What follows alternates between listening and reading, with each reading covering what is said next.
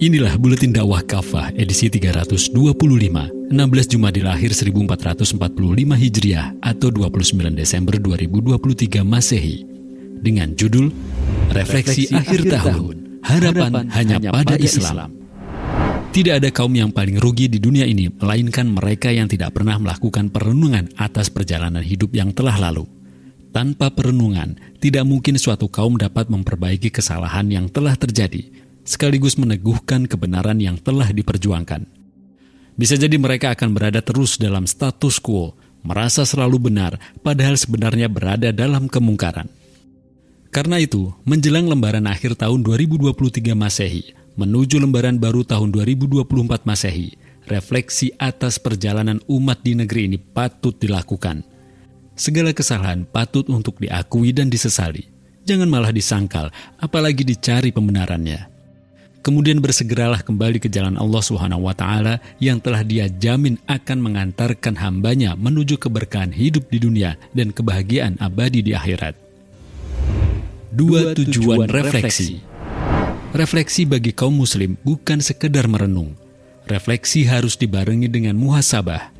Allah SWT telah memerintahkan setiap muslim untuk melakukan introspeksi dan perbaikan amal. Dan yang menjadi patokan evaluasi diri tersebut adalah ajaran Islam, bukan yang lain. Allah SWT berfirman, Ya ayyuhalladzina amanu ittaqullaha wal tanzur nafsum ma qaddamat lighadin wattaqullaha innallaha khabirun bima ta'malun. Yang artinya, wahai orang-orang yang beriman, bertakwalah kepada Allah dan hendaklah setiap orang memperhatikan apa yang telah dia perbuat untuk hari esok atau akhirat. Bertawakallah kepada Allah. Sungguh, Allah Maha teliti atas apa yang kalian kerjakan. Terjemah Quran Surat Al-Hasyr ayat 18. Izzuddin bin Abdissalam rahimahullah mengatakan, para ulama telah bersepakat tentang kewajiban muhasabah diri atas amal yang telah lalu dan amal yang akan dilakukan nantinya. Introspeksi dan koreksi diri harus dikerjakan dengan sungguh-sungguh dan teliti agar seorang muslim meningkat menjadi orang yang bertakwa. Demikianlah nasihat Maimun bin Mahran rahimahullah. Tidaklah seorang hamba menjadi bertakwa sampai dia melakukan muhasabah atas dirinya lebih keras daripada seorang teman kerja yang pelit yang membuat perhitungan dengan temannya. Sekurang-kurangnya ada 2 tujuan muhasabah, yaitu menyadari kesalahan dan kekeliruan dalam amal perbuatan serta bersegera menuju ketaatan pada Allah SWT. Sebagai contoh apa yang dilakukan Khalifah Utsman bin Affan radhiyallahu an saat ia membatalkan hukuman rajam bagi seorang wanita yang melahirkan dengan usia kehamilan 6 bulan dan menolak tuduhan zina. Hal itu Khalifah lakukan setelah diingatkan oleh Ali bin Abi Thalib radhiyallahu an akan kekeliruan pendapat yang beliau ambil, bahwa memang usia minimal melahirkan adalah setelah kehamilan 6 bulan, sebagaimana tercantum dalam Quran Surat Al-Ahqaf ayat 15 dan Quran Surat Al-Baqarah ayat 233. Karena itu, di antara ciri orang yang bertakwa adalah senang jika ditunjukkan kesalahan dan kekeliruannya. Dengan begitu dia bisa memperbaiki diri. Umar radhiyallahu an pernah menyatakan, semoga Allah merahmati orang yang menunjuki kita kekurangan-kekurangan kita. Rapor Merah Bangsa. Sepanjang tahun 2023, banyak persoalan bangsa yang tidak tuntas. Masalah malah makin bertambah. Di bidang sosial misalnya, angka perceraian dan KDRT semakin meningkat. Komnas Perempuan melaporkan kekerasan terhadap perempuan sebanyak 17 kasus per hari. Ada kasus seorang istri tewas digorok oleh suaminya sendiri di depan anak-anak mereka, padahal korban sudah melapor kepada aparat keamanan. Namun ia justru tidak mendapatkan perlindungan. Rakyat juga terjerat kemiskinan dan utang, terutama pinjol atau pinjaman online. Survei Populix pada tahun 2023 menyebutkan 65% warga terjerat pinjol. Tragisnya, ada 25 kasus warga bunuh diri akibat tercekik pinjol. Awal bulan ini, di Malang, Jawa Timur, satu keluarga terdiri dari suami, istri, dan seorang anak perempuan melakukan bunuh diri bersama akibat jeratan utang. Di bidang ekonomi, ternyata kekayaan alam negeri ini tidak menjamin rakyatnya sehat dan sejahtera. Masih banyak kasus kekurangan gizi dan stunting di tanah air. Center for Indonesian Policy Studies atau CIPS menyebutkan ada 21 juta warga Indonesia yang kekurangan gizi dan 21,6% anak mengalami stunting. Lebih menyedihkan lagi, sejak Oktober hingga November lalu dilaporkan ada 23 orang di Yahukimo, Provinsi Papua Pegunungan meninggal akibat kelaparan.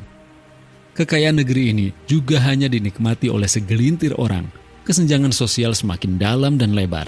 Pada Maret 2023, Gini rasio sebesar 0,388. Ada 3 orang Indonesia yang masuk jajaran 100 orang terkaya di dunia. Namun, jumlah orang miskin hampir 26 juta orang. Bank Dunia sejak 10 tahun lalu melaporkan 10% orang Indonesia terkaya menguasai sekitar 77% dari seluruh kekayaan di negeri ini. 1% di antara mereka menguasai separuh harta yang ada. Lebih ironinya, Indonesia malah makin tercekik hutang. Akhir tahun ini saja, hutang pemerintah mencetak rekor terbesar sepanjang sejarah bangsa, tembus hingga 8.041,01 triliun. Di sisi lain, pembangunan yang ada justru makin menghadirkan ketidakadilan bagi rakyat dan lebih berpihak kepada oligarki. Mantan Wapres Yusuf Kala menilai program hilirisasi pertambangan hanya menguntungkan asing dan aseng. Pasalnya, pabrik pengolahan dan tambang nikel 90% dikuasai asing. Di sektor batubara, para konglomerat tambang batubara dimanjakan pemerintah dengan kebijakan royalti 0%. Artinya, mereka tidak perlu membayar royalti kepada pemerintah. Keputusan ini mempertegas keberpihakan pemerintah kepada pengusaha besar pertambangan batubara. Di tengah naiknya harga batubara, mereka semakin kaya tanpa perlu membayar royalti kepada negara. Anehnya, pemerintah tetap ngotot dengan proyek prestisius yang tidak menguntungkan rakyat, seperti IKN dan kereta cepat Jakarta-Bandung.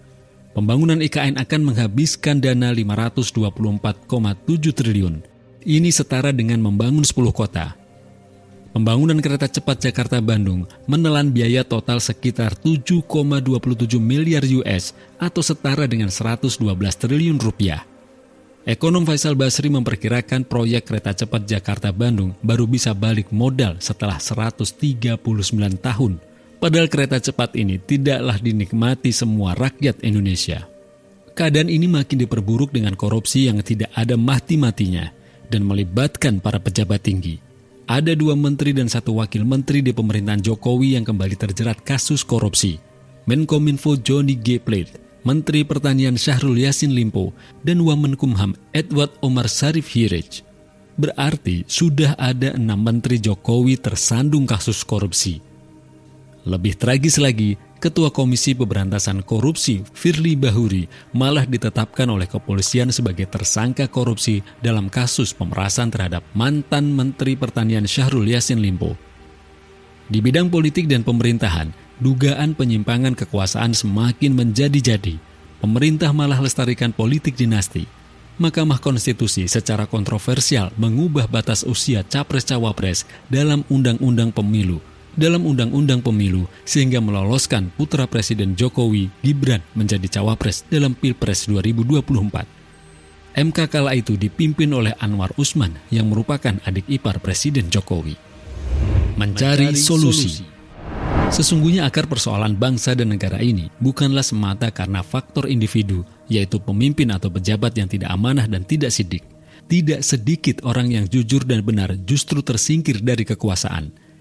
Akar persoalan yang dihadapi umat adalah persoalan ideologis, yakni penerapan akidah sekulerisme yang melahirkan sistem yang rusak, yakni kapitalisme dan demokrasi. Tanda negeri ini sekuler adalah menuduh orang atau kelompok yang memperjuangkan Islam secara politik sebagai pengusung politik identitas. Mereka bahkan dilabeli sebagai kaum radikal. Muncul seruan kebencian terhadap syariah Islam dan kewajiban penegakan khilafah. Bahkan penerapan syariah Islam dituduh sebagai ancaman bagi kehidupan bangsa. Padahal biang kerusakan hari ini adalah sekulerisme dan kapitalisme demokrasi. Sekulerisme menghapuskan aturan halal dan haram. Semua diukur dengan kepentingan dan kemanfaatan. Itulah sebabnya belum ada pelarangan dan sanksi bagi kaum LGBT. Seks di luar nikah boleh dengan alasan konsen dan sebagainya. Sistem kapitalisme dan demokrasi membuka pintu lebar bagi kaum kapitalis untuk melobi eksekutif dan legislatif agar dibuat peraturan yang menguntungkan mereka. Seperti Undang-Undang Cipta Kerja, Undang-Undang Minerba, dan Undang-Undang Omnibus Law Kesehatan. Artinya, aturan dibuat bukan untuk kepentingan rakyat, tetapi untuk kepentingan oligarki. Demokrasi yang katanya menjamin kedaulatan di tangan rakyat adalah mitos dan isapan jempol belaka. Pantas jika kerusakan demi kerusakan terus terjadi. Demikianlah seperti yang difirmankan Allah Subhanahu wa taala. ظهر الفساد في البر والبحر بما كسبت أيدي الناس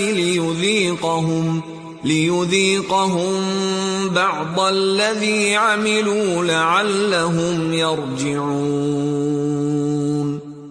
Yang artinya, telah tampak kerusakan di darat dan di laut disebabkan oleh perbuatan tangan manusia. Allah menghendaki mereka merasakan sebagian dari akibat perbuatan mereka agar mereka kembali ke jalan yang benar. Terjemah Quran Surat Ar-Rum ayat 41. Wahai kaum muslim, sadarilah, selama kita tidak melepaskan diri dari sistem rusak ini, maka upaya keluar dari persoalan bangsa ini seperti orang yang berputar-putar dalam lingkaran tanpa jalan keluar. Tidak ada solusi yang bisa menyelamatkan umat dan negeri ini, melainkan dengan menjadikan Islam sebagai akidah umat dan menjalankan syariah Islam secara kafah di bawah naungan khilafah Islamiyah. Wallahu a'lam bishawab.